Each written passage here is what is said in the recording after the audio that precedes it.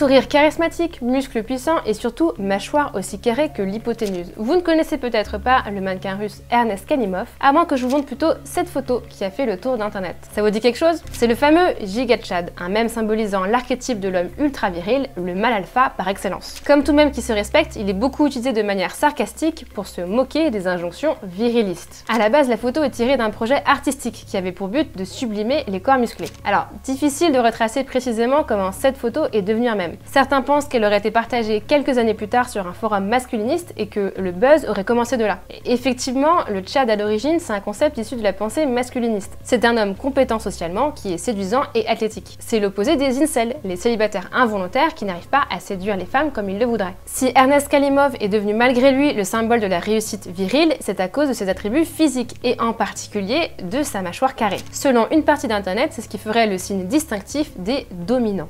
A strong and chiseled jawline is one of the most attractive and aesthetic features a man can possibly have. And all throughout history, it's pretty much an evolutionary sign that you are a man of higher status and higher testosterone. So having a chiseled jawline can quite literally change your life. Qu'est-ce qu'on fait alors quand on n'a pas la chance de naître avec une telle mâchoire? Eh bien, sur TikTok, on trouve quantité de conseils avisés pour atteindre le physique idéal. On appelle cette technique le looksmaxing, qu'on pourrait traduire pas très joliment en français comme l'optimisation de son visage. Ça regroupe tout un tas de pratiques pour améliorer sa tête sans passer par la chirurgie esthétique, notamment en musclant sa mâchoire. Le looksmaxing inquiète de plus en plus les médias parce que certaines techniques comportent des risques pour la santé. Une partie de l'opinion s'interroge aussi sur les liens entre cette tendance et la pensée masculiniste. Et c'est vrai qu'entraînant sur les contenus qui sont proposés aux hommes, on tombe assez vite sur des discours misogyne. Ceci dit, ce serait faux de penser que le looksmaxing ne concerne que les hommes. En réalité, chez les femmes aussi, on trouve plein de conseils sur comment devenir plus belle. Alors, on n'appellera pas forcément ça du looksmaxing parce que ça a une mauvaise connotation, mais on va plutôt appeler ça le glow-up. Dans la pratique, on va trouver à peu près la même chose que pour les hommes. Des automassages pour remonter son arcade sourcilière ou des exercices pour faire disparaître son double menton. So how did my face go from this to this, even though I weigh pretty much the same in these photos? Was it jaw filler? Maybe facial reconstruction surgery. Surely it was whatever this is. No, it was this. Let me show you my highly requested post-weight loss squasher routine. À cela s'ajoute évidemment une lutte éternelle contre les signes de l'âge qui ont le mauvais goût de se voir sur le visage. Alors, d'où vient vraiment le looksmaxing? Pourquoi est-ce qu'on est devenu obsédé par notre apparence physique? Et surtout, est-ce que ça marche vraiment ces techniques? On a quand même envie de savoir. Et pour démêler le vrai du faux, j'ai eu la chance de discuter avec la docteure Cécile Winter, chirurgien de la face et du cou. Évidemment, chercher à améliorer son apparence physique ne date pas d'hier. On a toujours trouvé des méthodes pour paraître plus beau, même quand on n'a pas été gâté par la nature. Le concept de looksmaxing, lui, serait né il y a quelques années sans qu'on sache trop d'où il est sorti. Peut-être d'un énième forum d'internet? Les premiers résultats sur lesquels on tombe, c'est surtout des techniques pour avoir une mâchoire bien carrée. Et pour ça, tous les coups sont permis. Et littéralement tous les coups, puisque la technique qui avait fait le plus polémique, c'est celle-ci. Le bone smashing, qui consistait ni plus ni moins à se donner des coups dans la mâchoire avec un marteau pour soi-disant renforcer ses os. This is the social media trend pushing the boundaries of beauty to dangerous extremes. It's called bone smashing, and it involves young people using blunt objects to cause fractures in their face to achieve a chiseled look. Alors, ces vidéos ont l'air d'avoir disparu de TikTok, donc il est possible que la plateforme ait censuré ces contenus. Vous allez voir dans cette vidéo, c'est pas la seule action qu'a prise TikTok contre la tendance du looksmaxing. Une autre technique consiste à mâcher des chewing-gums un peu durs ou bien des boules à mastiquer. On place ça soit entre les dents de devant, soit au niveau des molaires et ça renforcerait les muscles de la mâchoire. Mais la technique la plus connue reste celle du mewing. Selon TikTok, c'est une méthode de positionnement de la langue pour faire disparaître son double menton et dessiner sa mâchoire.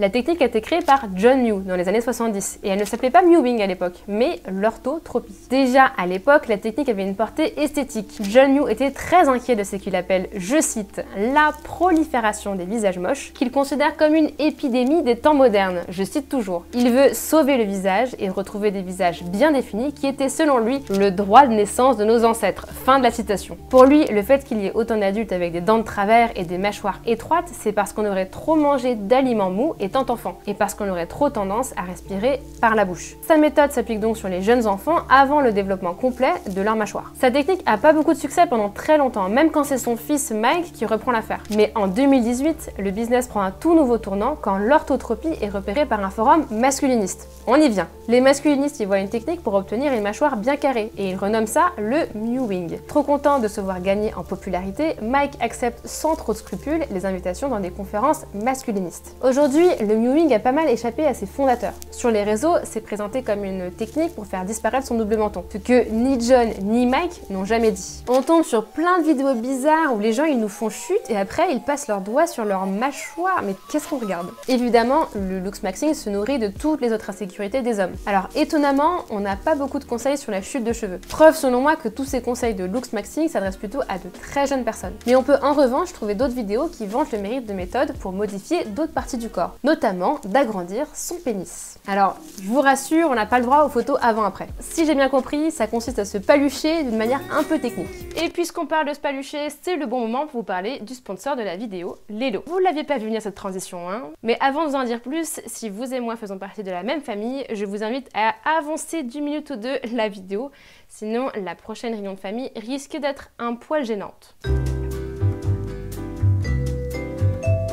Maintenant qu'on est entre nous, je peux vous parler confortablement de Lelo, qui est une marque de sextoy. Chez Lelo, il y en a pour tous les goûts et pour tous les corps. Si vous êtes un peu intimidé, laissez-moi vous guider. Si vous avez la chance d'avoir un clitoris, je vous conseille de commencer par la gamme Sona de stimulateurs clitoridiens. Et ça tombe bien parce que j'en ai un ici.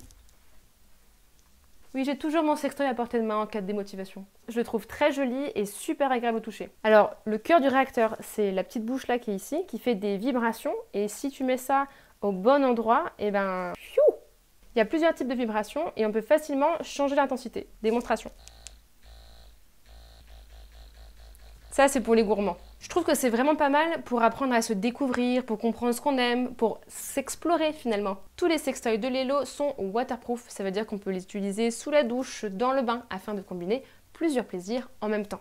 Le stimulateur clitoridien existe aussi dans sa version voyage qui est encore plus discrète. Si vous êtes déjà plus à l'aise sur le sujet, vous trouverez plein d'autres accessoires sur le site qui sauront satisfaire vos envies et votre imagination. Pour les personnes avec une prostate, Lelo a également pensé à vous avec une large gamme de stimulateurs prostatiques. Et parce qu'ici on veut votre bien, je vous partage le petit code promo qui fait plaisir. Avec le code SABINE5, vous bénéficierez de 5% de réduction cumulable sur la gamme Sona, les fameux stimulateurs clitoridiens. Merci encore à Lelo de sponsoriser cette vidéo. Il y a toute une partie du looksmaxing qui s'intéresse notamment au visage des célébrités. Pourquoi on les trouve belles ou comment elles devraient mieux s'arranger. Un grand classique, c'est la comparaison entre deux célébrités pour déterminer laquelle est la plus belle. Ou bien on prend le visage d'une célébrité et on la looksmax, c'est-à-dire qu'on modifie certaines de ses particularités physiques pour la rendre plus belle. On transforme Benny Blanco en top modèle. Il a du potentiel et de bons atouts s'il savait mieux les mettre en avant. La solution, on enlève les monosourcils, on fait une opération pour enlever le gras des joues et on fait des injections dans la mâchoire pour mieux la dessiner.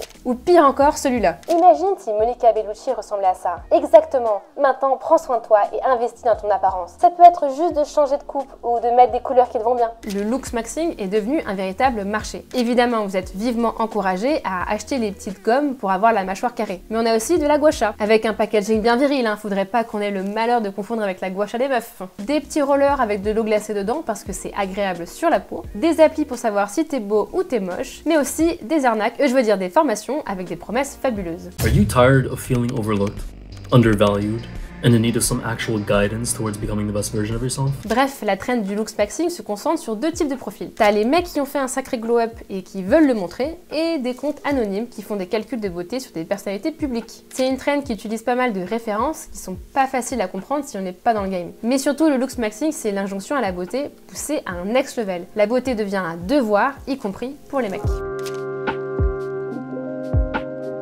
Bon, à ce stade, il y a sûrement une question que vous vous posez, et c'est normal, mais à quoi bon se donner autant de mal à être plus beau? Peut-être que ça vous paraît très superficiel de faire autant d'efforts pour paraître plus attrayant, mais je pense sincèrement que la question de la beauté est bien moins superficielle qu'on pourrait le croire. Déjà, la quantité de conseils et de vidéos qu'on trouve sur les réseaux au sujet de la beauté fait qu'il y a une forme de pression du consensus. C'est difficile de pas se sentir concerné par son apparence physique quand autant de personnes en parlent autour de nous. Et pas mal de gens sur les réseaux tiennent un discours très culpabilisant, en associant le fait de pas être beau à de la paresse. You see, there are ways to make a big difference relatively fast, but the truth is, majority of you are just lazy and or comfortable. Quand t'entends ça, tu te dis que ça vaut peut-être le coup de tenter un truc ou deux. Il y a aussi le fait que dans beaucoup de discours sur internet, on associe beauté et réussite, surtout dans les contenus pour les hommes. Les conseils de looksmaxing se mélangent donc avec des techniques pour devenir riche. And yes, this is going to take some financial resources to get fully done, but you also need to work on your money too. Ça donne l'impression confuse qu'il faut que tu soignes ton apparence pour devenir riche. Ou que si t'es riche mais que t'es moche, t'as raté un truc. Become more attractive, become more successful.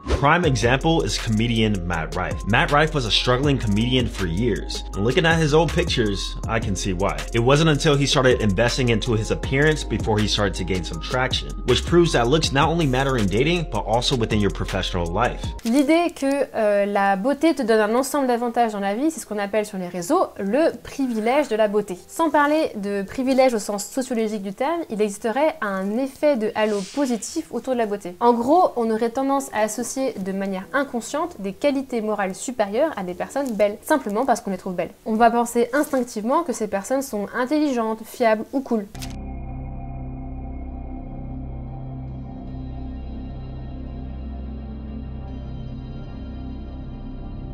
L'effet de halo peut s'observer d'ailleurs sur d'autres caractéristiques physiques que simplement la beauté. Par exemple, on a tendance à estimer qu'une personne qui porte des lunettes est intelligente ou sérieuse, alors que juste elle est myope. Ce halo positif autour de la beauté fait qu'on aurait tendance à privilégier ces personnes dans tout un tas de situations sociales, au détriment des personnes moins belles. Est-ce que vous vous rendez compte qu'on vit dans un monde où parce que t'es juste beau, rien que beau, seulement beau, tu vas avoir une carrière? Le reste, on va te l'inventer. Le talent, le travail dur, le mérite, tout ça, on va l'inventer pour toi. T'es juste beau, donc on décide que tu mérites d'avoir une carrière brillante. Ça avantagerait même les personnes attirantes dans des carrières pour lesquelles le physique ne devrait avoir aucune influence. C'est ce que défend le chercheur Hammermesh dans son livre « La beauté paye, pourquoi les personnes attirantes réussissent mieux ». Selon son étude, un homme beau gagne 17% de plus qu'un homme lambda et une meuf belle gagne 13% de plus qu'une meuf qui ne l'est pas. Il estime par exemple que les professeurs jugés attirants par leurs élèves bénéficient du fameux halo positif et sont donc considérés comme plus compétents par leurs élèves. D'ailleurs, il est persuadé que s'il n'était pas lui-même un médiocre 3 sur 5 en termes de beauté, zéro vanne, c'est lui qui le dit, il serait probablement jugé plus positivement par ses élèves. Si c'est pas une remarque de gros rageux ça. En réalité, c'est difficile de dire s'il existe vraiment un privilège lié à la beauté. En faisant mes recherches pour cette vidéo,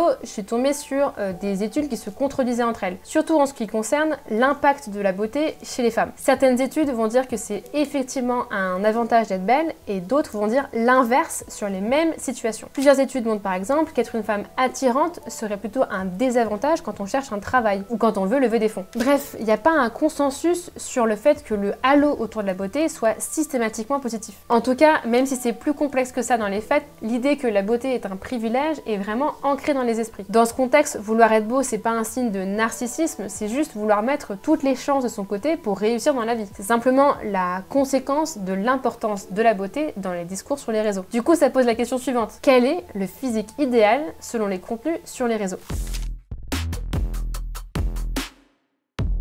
Il faut vraiment bien comprendre que dans le visage, on va avoir deux zones, grosso modo. La zone qui est émotionnelle, c'est le triangle des émotions, ok? C'est le nez, la bouche, les yeux.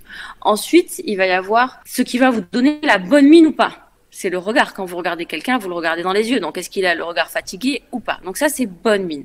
Et ensuite, ce qui va vous donner une indication sur l'âge de la personne, et bien au final, c'est quoi? C'est la netteté des contours. Est-ce qu'on va avoir des contours qui sont marqués?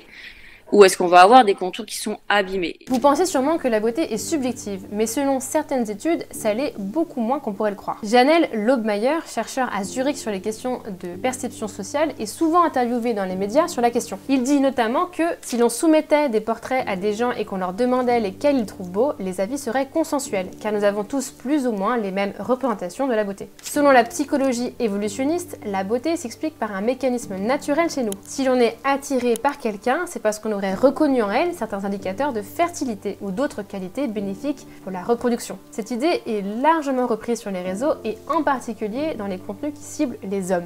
Whereas most women tend to be attracted to a less masculine, albeit somewhat masculine, more balanced look, and even sometimes prefer men who are more on the feminine side. You've probably heard evolutionary psychologists claim that women would prefer a more masculine looking man to secure a higher quality mate, and that's what they call the good genes hypothesis. So why did this study find something contrary to that? One theory is that feminine faces signal good parent qualities, like traits of honesty, warmth, and cooperativeness. En demandant à un panel de personnes d'identifier quel visage est le plus attirant parmi plusieurs portraits, en théorie, on pourrait peu à peu déterminer les proportions du visage idéal. En gros, on sera en mesure de dire quelle est la taille parfaite d'un nez ou quelle est la bonne distance entre les yeux pour être là où le plus attirant. C'est ce qu'on appelle sur les réseaux la science de la beauté. C'est là-dessus que se basent les contenus looksmaxing qui calculent le degré de beauté de certaines personnes. On peut d'ailleurs soi-même calculer son propre degré de beauté par rapport au visage idéal grâce à des vidéos ou carrément des applications. Ou bien payer pour avoir un diagnostic complet de l'intérêt de notre visage et de ce qu'on pourrait y améliorer. Je trouve que les visages considérés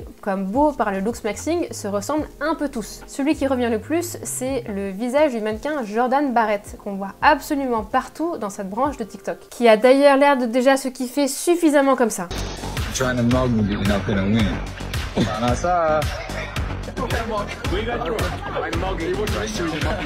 Qu'est-ce qu'on regarde encore là? Il y a tellement d'édits sur Jordan Barrett que je résiste pas à l'envie de vous en montrer d'autres. Pauvre, je vois un couple heureux marcher devant moi. Oups, je suis malheureusement plus beau que son mec. Je m'en vais direct de l'émission de télé à laquelle j'étais invitée parce que c'est indécent comment je suis plus beau qu'eux et c'est déjà fini pour eux. Il y a un truc que j'ai pas pu m'empêcher de remarquer, c'est que la plupart du temps, les visages considérés comme beaux sont des visages caucasiens. D'ailleurs, quand deux célébrités sont comparées entre elles, c'est souvent la célébrité blanche qui gagne. Et en fait, c'est pas vraiment un hasard. La plupart des études sur la beauté citées par les contenus looksmaxing sont des études faites en Occident et auprès d'un public caucasien. Par exemple, une étude était sortie il y a quelques années et concluait que la forme de nez idéale était celle de Kate Middleton. Et l'info avait été relayée telle quelle dans les médias. Le nez parfait, c'est celui de Kate Middleton. En réalité, cette étude avait été menée par des chirurgiens esthétiques aux US et auprès d'un panel de jeunes femmes blanches entre 18 et 25 ans. Donc on peut difficilement dire que le nez parfait, c'est celui de Kate Middleton. C'est juste le nez idéal pour des jeunes femmes blanches. Certains comptes de looksmaxing ou de science de la beauté font l'effort de rappeler que la beauté est une question de préférence culturelle de temps en temps. Important to note that cultural factors also influence our perception of attractiveness. Cultural ideals and media does shape our preferences and definitions of what we consider cute and what we consider hot. Finalement, il y a quelque chose d'assez paradoxal dans cette science de la beauté telle qu'elle est présentée sur TikTok. On part du principe que la beauté est une donnée objective, calculable selon des règles d'or. Mais finalement, on se rend compte que ce qui nous est présenté sur les réseaux comme l'idéal de beauté, soit c'est basé sur les préférences personnelles du compte, soit c'est basé sur des études qui ont été réalisées auprès d'une population caucasienne. Tout ça, ça participe à une vision très ethnocentrique de la beauté, dans laquelle les traits caucasiens sont la référence en termes de beauté. Et puisqu'on parle de science, c'est le bon moment pour apporter un avis scientifique sur ces contenus.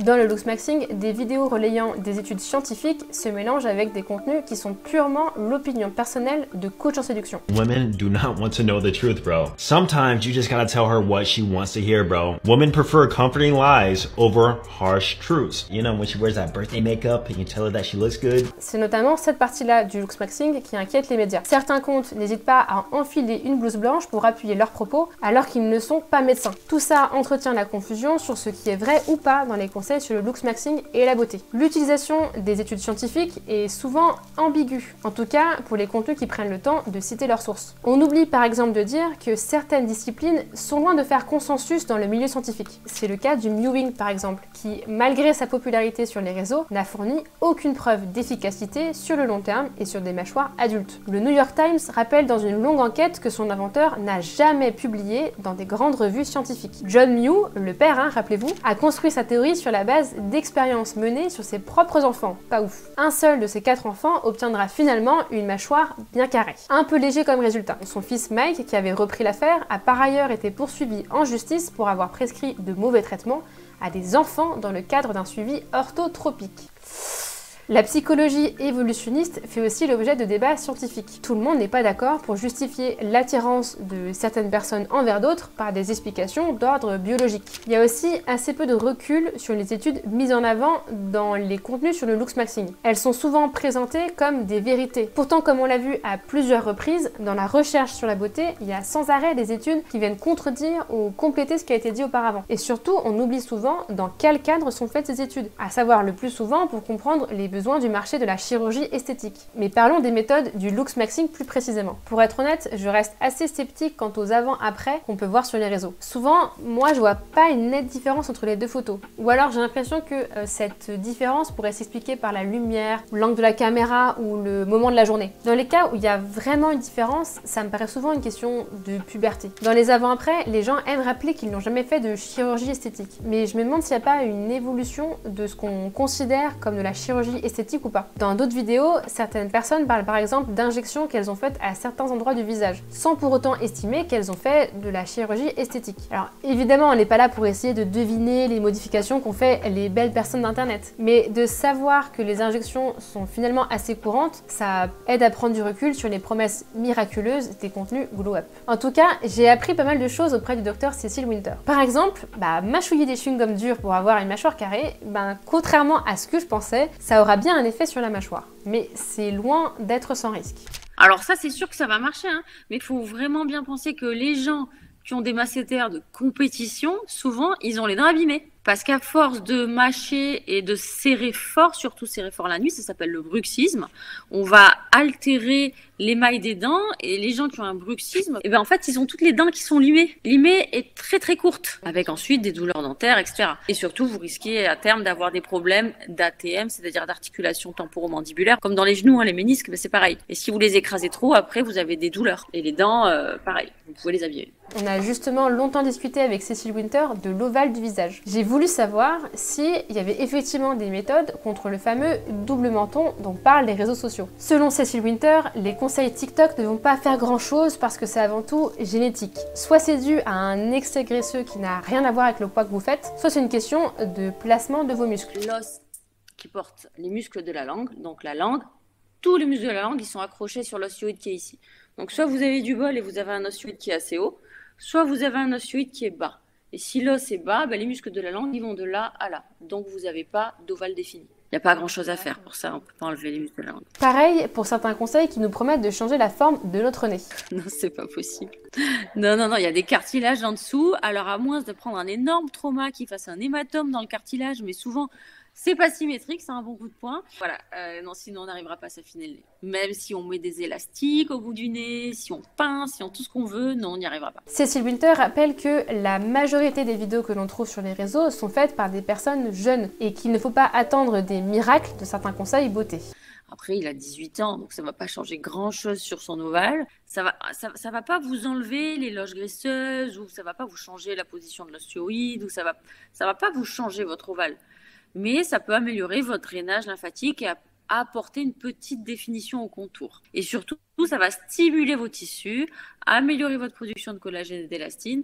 Donc, c'est positif. Bref, c'est pas facile de garder un esprit critique quand on consomme ce genre de contenu parce que c'est difficile de savoir ce qui est vrai ou pas. D'autant plus que ces contenus aiment mettre en avant des études scientifiques ou des avant-après qui sont très flatteurs. Ceci dit, il y a certains trucs qui peuvent apporter quelques résultats, mais pas sans risque. Et surtout, comme le dit Cecil Winter, il ne faut pas attendre des miracles. On ne changera pas la forme de son visage avec quelques coups de gua sha.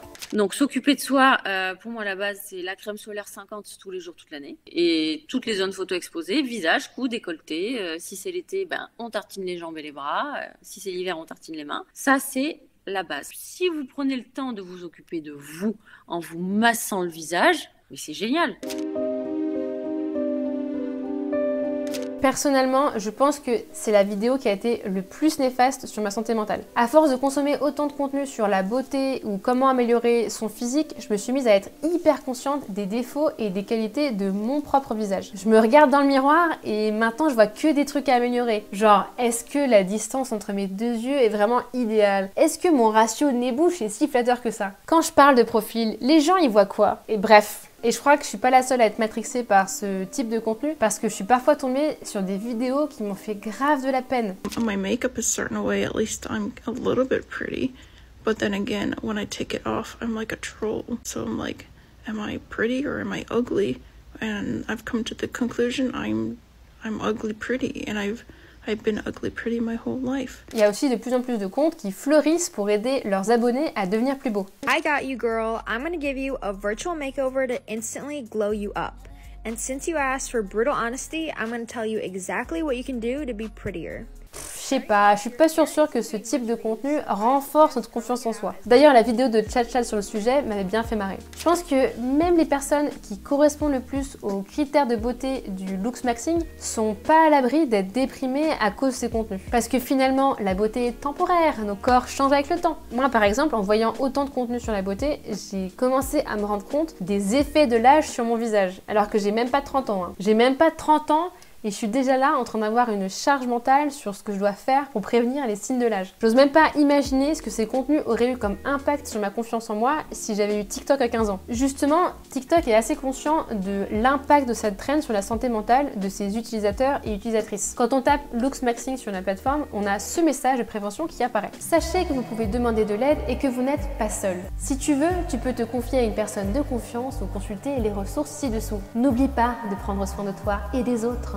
Bon, un message de prévention n'a jamais empêché personne de continuer de scroller. Mais parfois, TikTok va un peu plus loin. C'est le cas pour certains termes du looksmaxing. Par exemple, quand t'es moche au point qu'il n'y aurait rien à faire pour toi, on te suggère le rope maxing. C'est un terme ironique pour dire que t'es tellement moche qu'il vaudrait mieux aller te pendre. Et bien, quand on tape ce terme dans TikTok, il se passe ça. Il n'y a aucun contenu qui s'affiche et on a ce message. Tu n'es pas seul. Si toi ou quelqu'un que tu connais traversait une période difficile, de l'aide est toujours disponible. Et on nous renvoie directement vers des numéros d'urgence. Je suis un peu partagée sur ces messages de prévention. Je pense que c'est pas mal de tenter des trucs, mais je doute que ce soit vraiment efficace. Pour que ces contenus sur la beauté ne soient pas si néfastes pour la santé mentale, faudrait débunker et nuancer chaque vidéo une par une. Ce qui serait impossible. Mais bref, qu'est-ce que j'en pense de tout ce truc de looksmaxing? J'ai conscience qu'être beau ou belle peut nous faciliter la vie sur pas mal d'aspects. Mais moi je doute que ça puisse être le cheat code vers la réussite comme le pense le looksmaxing. Parce que si on y réfléchit bien, est-ce que vraiment les gens réussissent dans la vie parce qu'ils sont beaux? Est-ce que c'est pas plutôt parce que les gens ont réussi dans la vie qu'ils ont les moyens de prendre soin de leur physique et donc d'être attirants? Je trouve que le TikTok sur Monica Bellucci est assez parlant. Pour moi, ce qui la différencie de sa version pas looksmaxée, c'est avant tout la thune. Monica Bellucci ici, elle ressemble à n'importe quelle daronne. Si la vraie Monica Bellucci est aussi belle, c'est parce qu'elle a les moyens de s'entourer de gens qui vont la conseiller sur la bonne coiffure, les bons régimes et potentiellement les bons chirurgiens esthétiques. D'ailleurs, les conseils que donnent les comptes ou looksmaxing coûtent très vite cher si mâchouiller des trucs ne suffit pas à devenir attirant. Do I have straight white teeth? If I don't, I am getting braces, veneers, whatever they have available, I am getting it for my teeth because teeth can either make you or break you. Now, is my hair enhanced? If I'm balding, I'm on the first flight to Turkey. J'ai grave envie de vous tenir un discours sur l'acceptation de soi, mais franchement, je risque de faire de la psychologie de comptoir. Au lieu de ça, je vous ai mis en description des comptes à aller suivre pour se changer les idées sur le sujet. J'espère que cette vidéo vous aura plu. On se retrouve très vite pour une nouvelle vidéo. Et d'ici là, allez-y doucement sur les masséters. Ciao, ciao!